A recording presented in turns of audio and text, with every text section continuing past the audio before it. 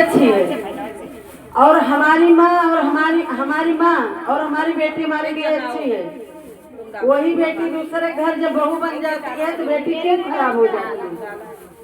और जो माँ है, जो सास है लड़के की माँ, वो क्यों बुरी हो जाती, सास क्यों बुरी हो जाती है? जीवन भर की कमाई बटोर करके, और जिस बहू बेटा के लिए हम आज बना के रखते हो, जो बहन बोल रही है, इसी में सच्चाई है। बैंक में हम उतना खर्चा नहीं करते हैं कि हम अभी सेब कितनी महंगी है, हम एप्पल ला के घर में खाएंगे तो हमारे पास कुछ बचेगा नहीं। बहुत से लोग ऐसे, मैं भी हूँ, उसमें मैं भी हूँ। तो चलो जो थोड़ा बचेगा उसको हम बचा के रखेंगे, लेकिन हम बैंक में छोड़ के जाएंगे तो देखे हैं क्या कि वो बेटा हमको देगा या कोई आएगा तो उसको दे देगा? उस बेटा वो बैंक का मालिक बनेगा, पति भी ले लेगा, बेटा भी ले लेगा, सब वही दशा पति का भी है। तो वो अभी जो चुनरी और साड़ी बोली, बेटियां अपने एक एक शब्द में उनके बहुत कुछ भरा हुआ है। बेटियां आती हैं, माँ बेचारी साल भर से बटोर के रखती है कि अभी मेरी बेटी आएगी, मेरी बेटी आएगी, हम इतना अच्छा देंगे, इतना अच्छा देंगे करके। बेटी आती है, बहू का मुंह लटक जाता, वो भी कहीं की बेटी रहती, वो भी मायके जाती है ना। मायका सबका बहुत अच्छा होता है, ससुराल में क्यों बीमारी पकड़ लेती है मेरे समझ में नहीं आता है। ससुराल क्यों खराब हो जाती भाई? तुम्हारी माँ माँ है क्या? तुम्हारे पति की माँ माँ नहीं है क्या? जब तुम आ गई हो, तुमको पूरे जीवन का तुम्हारी माँ 20 साल में पाल के तुमको 22-25 साल में यहाँ भेज दी। बहुत कड़वा बोलूंगी, सहन शक्ति सबके रहना चाहिए सुनने के लिए। और क्या बोलते हैं, जब वो आ गई यहाँ पे 20-25 साल माँ ने पाल दिया तुमको, और तुम ससुराल आ गई। जो सास पूरे जीवन बच्चा पैदा करके तुम्हारी शादी करके तुमको बहू बना के लाई और मरते दम तक तुम्हारे लिए बटोर रही है, वही बुरी है, वो गलत है। और माँ अच्छी है, माँ को यहाँ से प्रणाम कर दोगी, माँ वहाँ आशीर्वाद देगी तो अच्छी है। सास तुम्हारे पीछे लग के दिन भर तुम्हारा बच्चा टांग के घूमेगी, सास खराब है, सास अच्छी नहीं है। और वही सास जिसके लिए अच्छी नहीं है, वही बेटी के लिए अच्छी है। तो क्यों ऐसा हो रहा है? अपनी अपनी बेटियों को संस्कार देना बहुत जरूरी है। तुम यहाँ हो, तुम 20-25 साल के लिए यहाँ हो, खाओ पहनो, अच्छे से रहो, और जो चुनरी बटोर के रखी जा रही हो अपनी बहू के लिए रखो। लेकिन जब तुम्हारी बहू उस लायक हो, काबिल हो तो, नहीं तो तुम खूब बेटियों पे, संत महात्मा पे होशियारी सीख लो। तुमको जहाँ दान पुण्य करना है, जो करना है तुम कर डालो अपने हाथ से, किसी के लिए बटोर के मत रखो। तुम्हारा कोई मीत नहीं है, और तुम्हारे जाने टाइम तुम्हें कोई नहीं देगा। सब लोग देखे हो कि कोई तुमको दे देगा, जाएगा जब जहाँ से तेरे पास कुछ न होगा, और 2 गजन का टुकड़ा तेरा निवास होगा, 2 गज का कफन वही तुमको मिलेगा, वही लेकर जाना है। अभी से सीख लो। यहाँ का जो 10 रुपए 1 रुपए आप चढ़ाई हो, वो तुमको जैसे अभी ये बिटिया बताई, वो तुमको बढ़ करके 10 गुना हो करके मिलेगा। और जो तुमको समय मिलती है, तुम 24 घंटा का समय है, हमारा 12 घंटा 8 घंटा 9 घंटा सोने में चला जाता है। जो समय हमारे पास है उस समय को हम अपना कीमत सोचे। जो यहाँ 1 घंटा बैठी हो, 2 घंटा, यहाँ से सबको जल्दी रहेगी, किसी को दिया बत्ती करना है, किसी को कुछ करना है। आप लोग जल्दी नहीं आ पाती हो, ठीक है, काम है आप लोग के पास, और जाके भी काम करना पड़ता है, मैं जानती हूँ इस चीज को। लेकिन ये आप सोच डालो, आप अपने मन में होशियारी बना लो, अपने मन में एकदम दृढ़ विश्वास कर लो कि जो 2 घंटा आपका यहाँ है वही आपके काम में है। बाकी वो बेटा बहू नाती पोता, वो बैंक का मालिक, वो कपाट का मालिक, वो धन का मालिक, वो गहने का मालिक, ये दुनिया नोचने के लिए तुमको बैठी है। यहाँ तक तुम्हारे पास नहीं रहेगा तो तुम्हारा कोई मित्र नहीं रहेगा। तुम्हारे घर तुम्हारा मित्र आएगा, 1 कप चाय आप लोग पिला पाओगे, तब वो तुम्हारे घर दोबारा आएगा। अगर वो जान लेगा कि उससे तुम आया तो 2 बार 100-100 रुपए मांग ली, तो तिबारा आपके पास नहीं आएगा। ये आप सोच के बैठ जाना सब लोग। वो बहन का एक एक शब्द सब सच्चाई है, गलत नहीं है उसमें। और यही हमारी बेटी लोग बहू बन रही, जो बहू लोग आई हैं। अब आज सास हैं, ससुर हैं, अपने बूढ़े माँ बाप हैं, देश के बुजुर्ग लोग हैं, जो हमारे छोटे छोटे बच्चे जो हैं, जो अपने हाथ पैर पे नहीं हैं, ये कल को हम भी बूढ़े ऐसे ही होंगे, हमको भी वही गति उतरना पड़ेगा।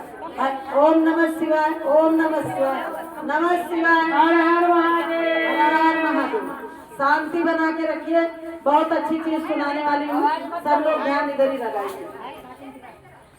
अभी इस कहानी से सुनिए कि जो लोग यहाँ पे बैठे हो, कैसे हमको एक दूसरे से प्यार करके कैसे रहना चाहिए, कैसे बोलना चाहिए, किसके प्रति क्या सोचना चाहिए। वो तो वो बहन के गाने पे मैंने इतना चर्चा दिया, बहुत अच्छा गाना था, बहुत अच्छा। तो एक किसान थे, उनके दो बेटे थे, उनके दो बहू। जब बड़े होने लगे बेटे, धीरे धीरे बड़े हुए, समय बीत गए। ये महादेव की कहानी है, ये महादेव की कहानी है, ये हमारी आपकी कहानी नहीं है। इसको खूब ध्यान पूर्वक सुनो, और आप लोग सुनोगे और लोगों तक पहुंचाओगे, तभी ये शिव चर्चा आगे बढ़ेगा। ऐसे नहीं बढ़ेगा, हम सब लोग मिलकर के सहयोग करेंगे तभी आगे बढ़ेगा। तो किसान के बेटे बड़े होने लगे जब, तो बड़ा बेटा जो था उसकी शादी की, किसान शादी किया, घर में बहू आ गई। अभी बहू आ गई तो बड़ी बहू आई और काम करती, कुछ दिमाग से करती, कुछ कम करती, ऐसा वैसा करके घर का काम करती, बेचारी खेत में भी जाती। तो उनके सास ससुर बोलते कि खेती का काम भी करो, घर का काम भी करो। तो सुबह से उठ करके सारे घर का काम करती वो गुरु भाई गुरु बहन, और कर करके फिर खेत में भी बेचारी जाती। उसको बहुत दिन हो गया तो उसको औलाद कोई नहीं हुआ। वो जा करके शिव जी को कितना, वो लोग परिवार भर परेशान थे। बहू तो आ गई लेकिन कोई बालक नहीं है। आप लोग आवाज बहुत करते हो, आवाज बिल्कुल मत करो। सब प्रसाद अभी एक मुट्ठी बट जाएगा, सब इतने लोगों, शांति बनाए रखो, ध्यान दे लो। तो जो से बड़ी बहू थी उसको बच्चा नहीं था। अब बच्चा नहीं था तो सब लोग घर में परेशान थे, लेकिन उसको नहाना खाना क्या करना कैसे करना, मतलब थोड़ा अड़बड़ टाइप से वो ध्यान नहीं देती थी ऐसा, और करती रहती थी। अब धीरे धीरे उस छोटा बच्चा हुआ, छोटी वाली को पेट आ गई घर में। अब छोटी वाली जो आई वो शिव गुरु की शिष्य थी। अब उसको सब ज्ञान था और वो बहुत मतलब संस्कारी घर से आई, संस्कारी थी छोटी वाली बहू। अब आई तो यहाँ पे 5 बजे 4 बजे उठ जाती, अपना सब घर का झाड़ू बहारू करके, पोछा लिपा धाती जो करना था करके, और उसके बाद वो खाना पीना बनाती। सबको सुबह 7-8 बजे भोजन मिल जाता, सबको खिलाती पिलाती। अब ये जो जेठानी थी, जेठानी को धीरे धीरे बहुत बुरा लगने लगा, क्योंकि ये कर नहीं रही थी उस हिसाब से। तो इसको बुरा लगने लगा, तो ये युक्ति सोचने लगी कि अभी तो मैं तो खेत में भी जाती हूँ, ऐसा घर में सबके काम में डालने लगी। ये घर का काम करती है और भगवान का नाम लेती है, खेत बाड़ी में जाती नहीं है, कुछ काम नहीं करती, इसको और काम दिया जाए। अपने पति से कहने लगी। अब उनके पति बोले कि बात तो ये सही कह रही है, वो घर का काम करके घर में ही रह जाती है। तो बोले क्या किया जाए फिर? तो बोले उसको बोले कि तुम सुबह खाना पीना बना के, झाड़ू पोछा सब घर का बर्तन कपड़ा सब निपटा करके और खाना बना के सबको खिला पिला के, बच्चों को स्कूल जाने टिफिन विपिन भर के, उसके बाद तुमको खेत में चलना है, कि जिससे वो पूजा माला ना कर पाए। अब वो बेचारी सुनी, कोई बात नहीं भाई, घर में आई है। और जो भगवान में लग जाता है उसको कोई कितना भी परीक्षा ले, लेकिन भगवान उसकी परीक्षा पूरी करा देते हैं, कभी भगवान बीच में छोड़ते नहीं हैं। हम लोग जो यहाँ बैठे हैं उनको ज़्यादा सामर्थ्य नहीं है, लेकिन इसमें कोई भी बहन नहीं है कि जो दिन भर काम नहीं करती है, सब दिन भर लगी रहती है। लेकिन ज्ञान हो गया इसके लिए यहाँ आके 2 घंटा अपना समय निकाल रही थी। वो बहू क्या की बेचारी 3 बजे उठने लगी। वो छोटी बहू जब बोल दिए उसको कि ये माला पूजा ना करने पाए, भगवान का नाम ही ना लेने पाए, तो वो 3 बजे उठने लगी।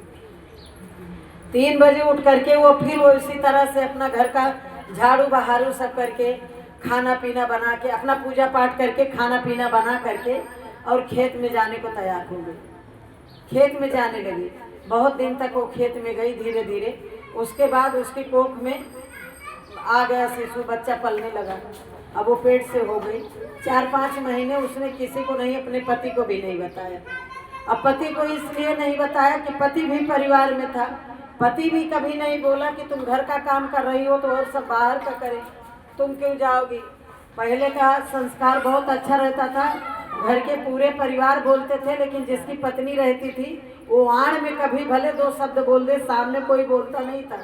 आज का तुम बोलो, पहले बहू बोलोगी बेटा खड़ा हो जाएगा तुरंत। और नाती नाती होंगे तो आपका मुँह नोच लेंगे, बालें उछाल लेंगे। कोई बोल नहीं सकता है, झूठ कोई भी बोले, लेकिन हर घर में यही कलयुग चल रहा है। कोई सुनने वाला नहीं है। आपसे बोलने आपको हिम्मत है क्या? इसमें हाथ उठाओ कोई हो ऐसा अगर कि जो अपनी बहू से डरता न हो। सास से नहीं, बहू से। सास की बात मैं नहीं करूंगी। मैं यूट्यूब चालू की हूँ, मैं इसको डालूंगी, इसको मैं डालूंगी यूट्यूब पे, जाएगा, सब लोग देखेंगे। लेकिन मुझे डर नहीं है, जो सत्य है वो मैं बोल रही हूँ। कोई आज के जमाने में झूठ भले बोले कि मेरी बहू मेरे से डरती है, आज सब सास बहू से डरती है। सब सास डरती है बहू से, बहू नहीं डरती है। कोई बहुत सभ्यतादार बहू होगी तो तुम्हारी इज्जत करेंगी, और नहीं तो वही सबके लिए। और ये भी मत सोच लेना, कोई हंसना भी मत। अभी जो बहू बन के आई है ना, सास डर रही है, तुम भी कभी बहू बनोगी, सास बनोगी। वही नंबर तुम्हारे लिए भी है, रखा रहेगा। तुम भी बनोगी सास तो तुम्हारी भी है और ज्यादा गड़बड़ हालत होगी। ये तो आ रही है, टाइम की रोटी भी दे रही, 2 टाइम की। आपको तो रोटी भी नहीं मिलने वाली आगे, तुम खुद से बनाओगे, खुद से खाओगे, कोई नहीं देने वाला है, ये पक्का देख लेना। तो जब हमको हमारे साथ ऐसा ही होने वाला है तो हम क्यों ना पहले होशियार हो जाए, हम भी होशियार हो जाए ना। भगवान वही ज्ञान वही शरीर हमको भी दिया है, जो जरूरत है हमें सब मिला है। हम क्यों ना होशियार हो जाए, हम भी अपना होशियारी दिखाएंगे, हम भी अपने से तो सतर्क हो जाए। जो बीत गई वो बीत गई, और जीवन बीत गया तो जीने का ढंग आया। अब आप लोग के जिसके भी साथ ये गुजर रहा होगा ना, वो लोग यही सोच रहे होंगे कि हमने ऐसा क्यों जिया। हमको भी अपने मनमानी, आज जैसे आज़ादी से बहू बेटे नाती पोते सब जी रहे हैं और उड़ा रहे हैं मस्त। शाम को रोटी बनाने की मत नहीं हिम्मत है तो पार्सल मंगा लो, जल्दी आ जाएगा प्लास्टिक में बांध के। कोई भी छूने वाला न छूने वाला चमड़ा जूता चप्पल पहन के ला के तुम्हारे घर पहुंचा देगा, खा के तुम्हारी बुद्धि भरिष्ठ हो जाए। अब अगर सास ससुर बोल दिए कि मुझे छूना नहीं, खाना ये नहीं, खाना वो नहीं, तो बना खा लो, तुम्हारे ताकत है, बनाओ खाओ अपना। हम तो हमारे पास हिम्मत नहीं है,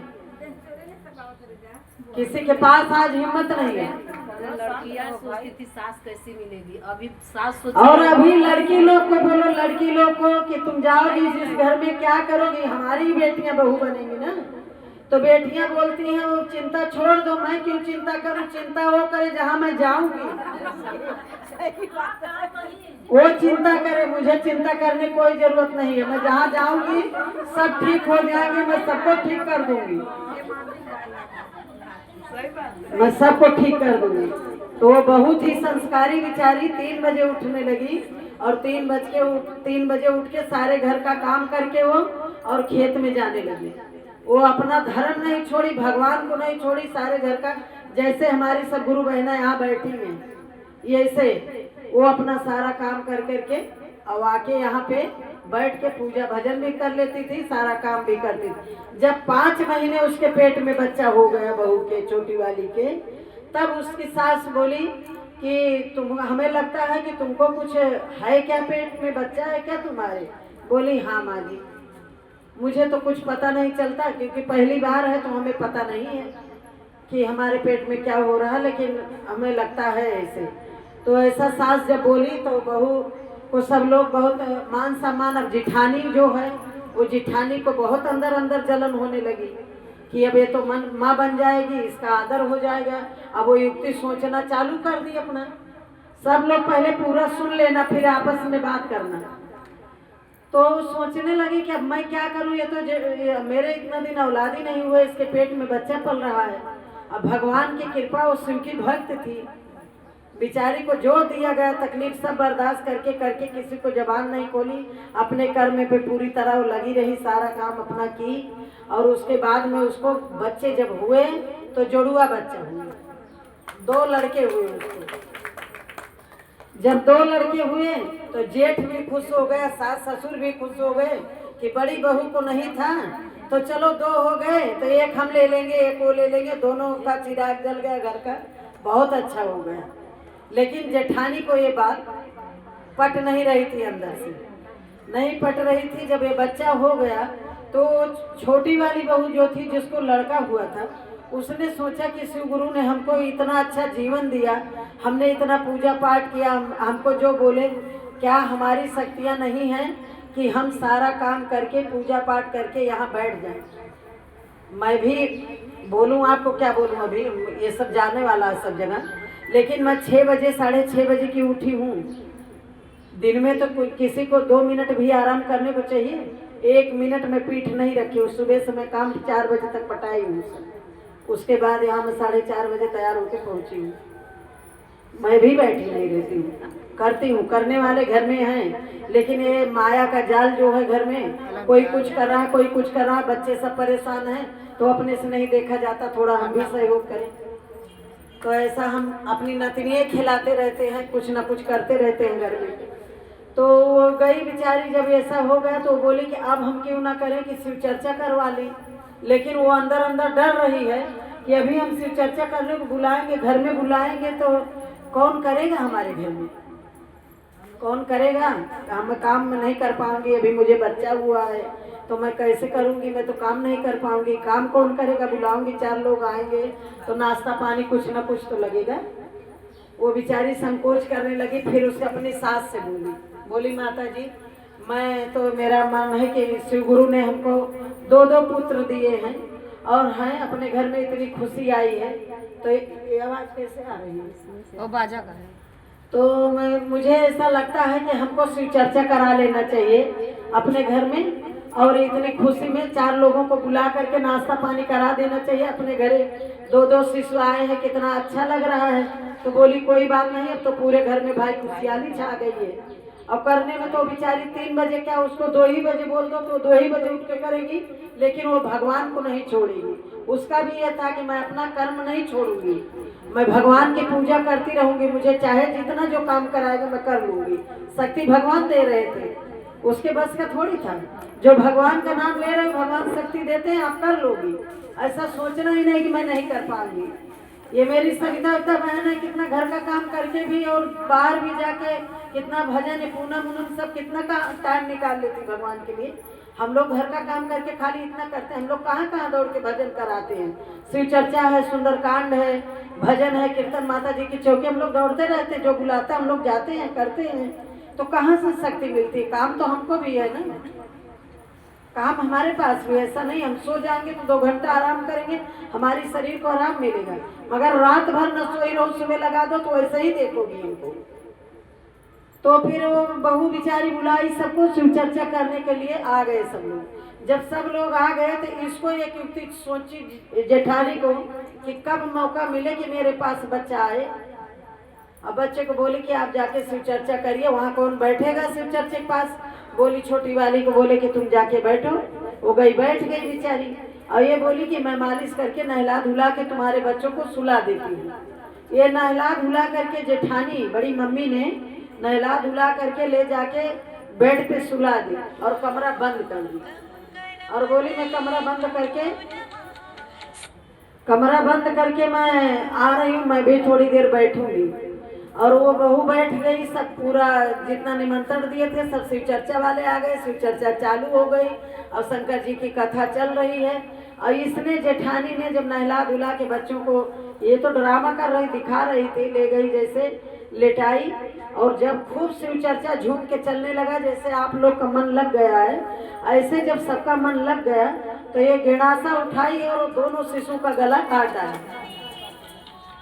काट दी दोनों बच्चों को, गला ही काट दी। अब गला काट दियो तो बच्चे रोने लायक नहीं, चिल्लाने लायक, जगह पे मर गए दोनों और रक्त बह गया पूरा। अब जब शिव चर्चा होने लगा और ये शंकर पार्वती नारद जी भगवान सब देख रहे हैं कैलाश से कि ये क्या कर रही है। तो जब इतना हो गया, शिव चर्चा सब खत्म हुआ, सब लोग प्रसाद लिए और सब अपने अपने घर जाने को हुए। तो शंकर भोलेनाथ ने बुढ़वा का रूप रखा और नारद जी को बोले कि हमारे साथ चलिए। माता पार्वती और नारद जी और शंकर भगवान यहाँ एक बूढ़ा ब्राह्मण का रूप रख के पृथ्वी पर आए और आकर के बोले वहीं जहाँ शिव चर्चा हो रहा था वहीं आ गई। तो बोले कि सब लोग बोले कोई ब्राह्मण आया, कोई संत आया, कोई संत आया या कोई ब्राह्मण आया। तो भाई आए हैं तो बच्चा हुआ है और इतना बढ़िया शिव चर्चा हो रहा था, इनकी कुछ सेवा होना चाहिए। वो आए, आसानी से आराम से बैठ गए। तो बोले कि नहीं, हमें कुछ नहीं चाहिए, हम तुम्हारे बच्चे का दर्शन करने आए हैं। और उनको पता चल गया था। तो बोले हम आपके बच्चे का दर्शन करने आए हैं। तो बोले अभी यहाँ का पूरा हो जाए, तो बच्चे तो सो रहे हैं। और ये क्या हो, उनके घर में एक कुत्ता पाला था, कुत्ता उन्होंने पाला था। जब जब जेठानी कोशिश करती थी तब तक कुत्ता नोच लेता था उसको। वो देवरानी के बच्चे को जब मारने की युक्ति बनाती, कोशिश करती, वो कुत्ता जो पला था वो देवरानी जेठानी को नोच लेता था जा जाके, कि मतलब बचाता था। क्योंकि जानवर सबसे ज्यादा जानते हैं। और रोटी वो देती थी छोटी वाली, वो तो भगवान भक्त थी, उसको हर एक में शिव दिखते थे, करती थी वो। अच्छा, वो कुत्ता जब ये ले गई, मार उसको काट डाली और वो आ गए तो बच्चा कहाँ है, बच्चा कहाँ है। अब ये मार करके वहाँ शिव चर्चा में नहीं बैठी, मार करके पड़ोसी के घर में जाके छुप गई। अब गलत काम तो गलत काम है, हम गलत काम करेंगे, दुनिया हमें देखे या ना देखे, अपने को भगवान से डरना चाहिए। भगवान हर सेकंड देख रहे हैं, एक सेकंड नहीं छोड़ेंगे। अब वो कुत्ता दौड़ के जाए वहाँ दूसरे पड़ोसी के घर में और दौड़ के इनके पास आए। ये लोग समझ ही न पाए कि क्या हो रहा है। जब वो बोले कि मुझे उस बच्चे का दर्शन करना है, और ये लोग बोले झूठ ढूंढने लगे, जेठानी जेठानी मिलने वाली ही नहीं। और वहाँ से उठ के कोई जब गया तो देखा तो दोनों बच्चों की रक्त बही है पूरा, और बच्चे दोनों मर गए। तो शंकर भोलेनाथ जो यहाँ जब आप भगवान की चर्चा करते हैं तो ऐसा मत सोचो कि यहाँ फोटो रखा है, यहाँ वो बैठे हैं, यहाँ सुन रहे हैं। वो भी सामूहिक कितना जन उनके बारे में बोल रहे हो, बैठे हो, उनको सुनने आए हो, तो वहाँ कहीं गए नहीं, घट घट में तो ही हैं। लेकिन जहाँ सामूहिक बैठ गए एक जगह पे आप लोग, वहाँ भगवान रहते ही हैं। और भगवान से पहले यहाँ नारद मुनि बजरंगबली पहरा देते हैं। गणपति जी परम पूज्य पहले ही पूजनीय हैं, प्रथम पूज्य वही हैं, सब रहते हैं यहाँ पे, ऐसे नहीं है। नहीं तो हम लोग यहाँ बैठ नहीं पाएंगे। वो गए, बोले कि मुझे बच्चे का दर्शन करना है।